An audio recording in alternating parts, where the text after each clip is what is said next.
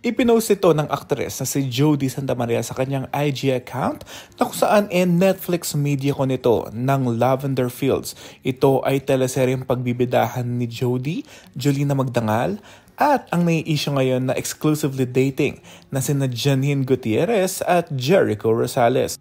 Dito sa video na ito, panay ang magkadikit at magkasama itong sina Janine at Jericho.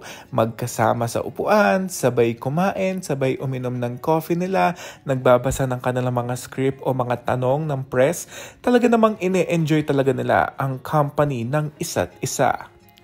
Ang kalog-kalog din naman kasi ni Jericho, kitang-kita mo at tawang-tawa si Jody at si Janine Gutierrez. Napakaganda ni Jody, no? Talagang pagbibidahan niya itong teleseryeng ito dahil malapit na rin natin itong mapanood sa Netflix at sa Kapamilya Network.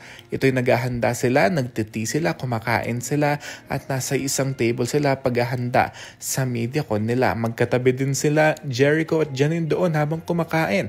Hindi na talaga sila mapaghihiwalay pa. Samantala, speaking of hindi na mapaghihiwalay pa, spotted ang dalawa sa isang restaurant sa Manila. Makikita mo na nagdi-dinner sila at masayang-masaya silang kumakain. Kaya ang tanong ng mga netizens kung ano nga ba ang tunay na real score between Janine and Jericho.